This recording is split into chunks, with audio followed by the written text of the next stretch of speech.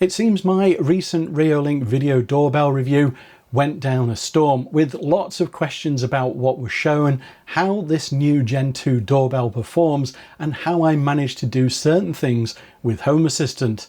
This video then is in response to all of that. I'll answer the most popular questions and comments, and I'll show you how I got this Gen 2 doorbell working with Home Assistant, including popping up a video feed.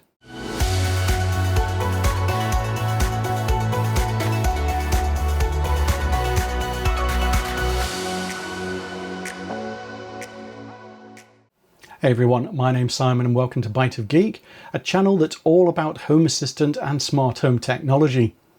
So one of the big questions that people had is whether the doorbell needed the Reolink Hub in order to work with Home Assistant, and I actually posted a follow-up short video on this with me actually holding the hub in my hands while showing it working in Home Assistant. So it absolutely does not need the hub to work with Home Assistant. I know that some Reolink battery powered cameras do require the hub, however this doorbell doesn't. You will however need the hub if you want to use it as a ringer, or if you're going to wire the doorbell to power so that you can then store the motion recordings on the hub 24/7. And you can see in this footage here, this is my Reolink integration in Home Assistant, and the video doorbell is completely separate, and then I've got my home hub with other cameras underneath it. Now my video was obviously a review of the doorbell, and there was a small amount in there with regards to Home Assistant, which I generally do on smart devices where there's integration with Home Assistant, but it wasn't meant to be a Home Assistant tutorial on how to get the doorbell all set up. It's not complicated to do, however, but as someone commented on my short video, it seems that other reviews have gone and missed an extremely important point, which has resulted in people being told that the video feed wasn't available in Home Assistant.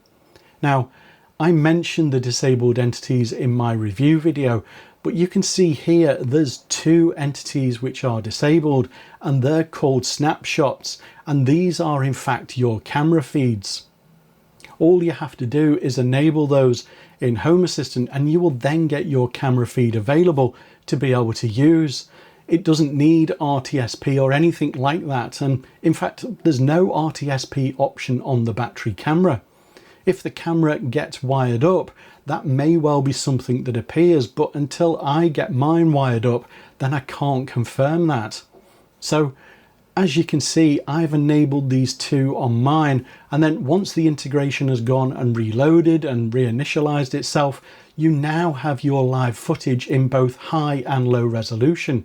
It's as simple as that, and that still doesn't need the hub to be able to do that. Disabled entities in Home Assistant are one of the most overlooked things when people set up an integration, and whilst it is odd that these two aren't enabled by default, it's always worth checking to see what's there. Now, a few people asked whether two-way audio is working, and it's not something I've tested, and that's because I read a while ago that two-way audio with Home Assistant isn't currently working. It's not anything particular to this doorbell, and I have seen some people with workarounds for it, but it's not guaranteed to work reliably. If you have got two-way audio working with this or any other camera in Home Assistant, then feel free to comment down below. I had several people asking questions about if you're live streaming the video, does that affect the battery life? And of course, yes, it is going to affect the battery life. Battery-based doorbells and cameras aren't designed, when they're purely running off the battery, to be constantly streaming video feed. They're designed to wake up on detection, record a small amount of footage, and then go back to sleep. And that's what gives them their long battery life. If you have it running 24/7, then your battery will probably be dead in a day or two. So I think if you need this doorbell to operate like that, then I would look to having it wired in instead. It's also very important that you look at what Reolink say about the wiring on this. So although you can have 8 volts through to 24 volts, it's only when you get 16 to 24 volts that you actually get the additional features such as 24/7 recording. One of the big discussion points in the comments was that a lot of people saw the video and immediately assumed that this was, in general, a second generation doorbell, even though I was talking about a battery version, and a lot of those people were actually interested in a PoE version. I did reply to some of the comments on this, and the second generation doorbell in this format as it is now is all about the Qualcomm SoC technology that's supposed to give you that boost in the battery life.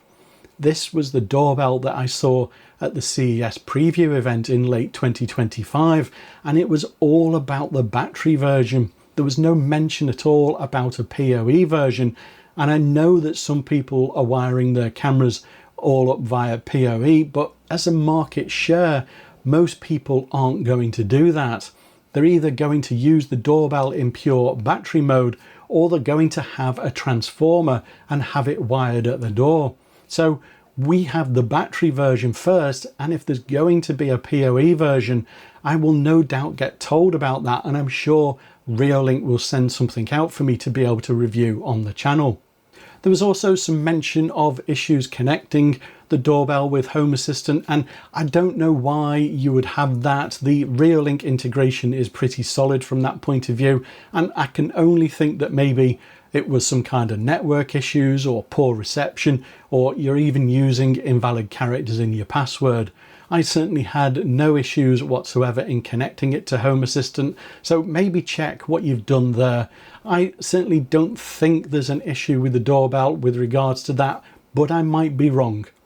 Then one of the big things in the comments was, how on earth did I actually get the live feed working in Home Assistant to pop up? Because the visitor entity doesn't work. It never changes. And that's true. It's actually documented in the integration that the visitor entity is generally not working. And there's a lot of work taking place at the moment by the maintainer of the integration to sort this out, along with a host of other improvements. So given you can't reliably use the visitor entity, how did I get this working then? Well, you have to go around this a different way, and it's really straightforward. I'm doing this on an Android phone, and unfortunately I don't have an Apple device, so the steps might be slightly different to this, or you may not even be able to do this at all on an Apple device. But if you've got Android, then this certainly works. What you need to do is you go into your Home Assistant companion app, go down to settings, then select the companion app option, and then under sensors you need to select manage sensors, and you scroll down to notification sensors. You then need to enable sensors and then scroll down to the bottom of the page, and there's an option where you can specify what notification should become effectively a sensor in Home Assistant. So you click on that and it'll give you every single app that's on your mobile device in a list, and you scroll down until you get to the Reolink entry, and you tick that and then you save those details. In Home Assistant, you then set yourself up an automation with the trigger being when your mobile device last notification changes state or any attributes, and then you've got a template for the and if, and that is that the last notification contains the word visitor. And then for your then do, you can then do whatever you want basically. So for most people, they'll want the feed to pop up in a window. Obviously, if you're just wanting the feed on a dashboard, then absolutely you do not need to do any of that. You can just go ahead and configure a video feed using the enabled entities mentioned earlier, and that will be that. But as I say, that's on an Android device, and if anybody wants to try that who's got an Apple device, by all means, comment below if it works or doesn't work, but it definitely works with an Android device. And by the way, if this walkthrough finally got your live feed working, then I'd really appreciate if you give it a quick thumbs up and subscribe to the channel. It goes a long way and it ensures you won't miss my next smart home video. So they were pretty much the majority of the questions and comments. Obviously, there was a lot of comments around general battery doorbells versus PoE and stuff like that. However, this new Gen 2 is different technology. It's a different device and it has different use cases, and different people want to buy these. There were also comments around people's experiences with the Gen 1 doorbell, good and bad. A lot of people saying I have absolutely no problem with the Gen 1 doorbell, it just works for me. And that's what I said at the top of the review video. Whether it's Wi-Fi or PoE, it is the most recommended doorbell to work with Home Assistant.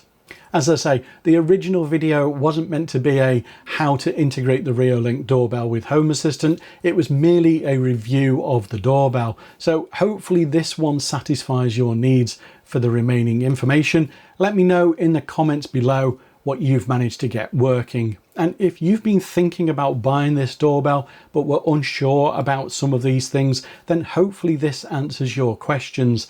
I've got an affiliate link in the description down below. Alternatively, you can just scan the QR code shown on the screen here if you'd rather do that instead. If you found this video helpful, then I'd appreciate a thumbs up, and why not subscribe to the channel for more smart home content like this. But as always, thanks for watching, and I'll see you in the next video. Bye for now.